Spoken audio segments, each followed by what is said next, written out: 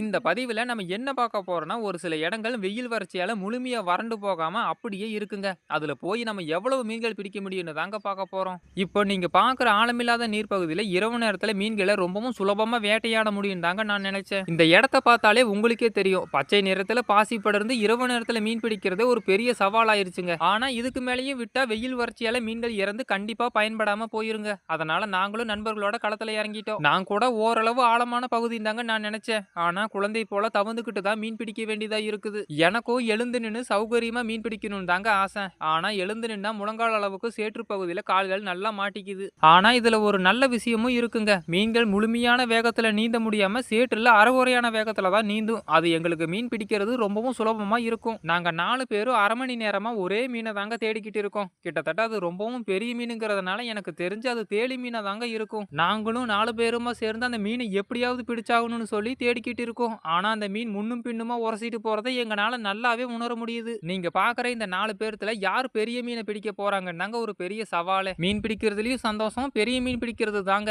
அதுலயும் என்ன மீன் கூட தெரியாம நாங்க பிடிக்க போறத நினைச்சாதாங்க ரொம்பவும் சவாலா இருக்க போகுது. ஒருவேளை தேலி மீனா மட்டும் இருந்துச்சுன்னா அது கண்டிப்பா நம்ம கவனமா தாங்க பிடிச்சாகணும். ஏன்னா இரு பக்கமும் விஷம் நிறைந்த முட்கள் அந்த தேலி மீனுக்கு இருக்கு. அதனால கைகள்லயும் கால்கள்லயும் காயமாக நிறைய வாய்ப்பு இருக்குங்க.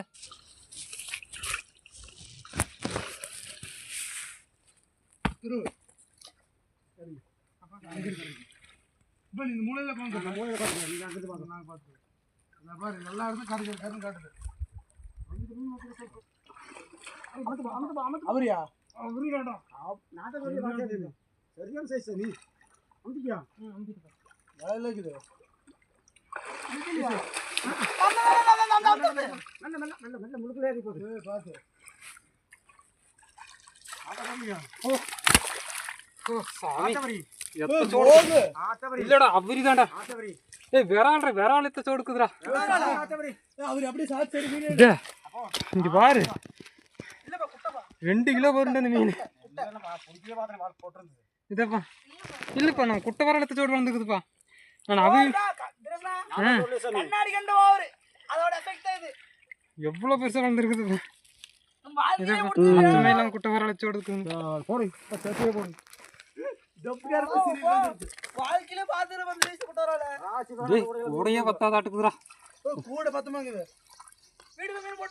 வீட்டுக்கு வந்து மீன்கள் அடுக்கி வைக்கும் போதுதான் நான் பார்த்தேன் இவ்வளவு மீன்கள் நம்ம பிடிச்சிருக்கோம்னு. அதுலயும் அந்த பக்கம் இருக்கிற சிசி கண்டைகள் ரொம்பவும் பெரிய மீனா வளரக்கூடியதுங்க. அதுவும் வெயில் வறட்சியால பாதிலேயே மாட்டிக்கிச்சு. அதுக்கப்புறமா நம்ம பிடிச்சிட்டு வந்த விரால் மீனையும் எடை போட்டு பார்த்தங்க. எவ்வளவு வந்திருக்குதுன்னு நீங்களே பாருங்க. 0 ஆயிடுச்சா? 0 இருக்குது. 1,880 இருக்குது. 2 கிலோவுக்கு இருக்குது இந்த மீன்.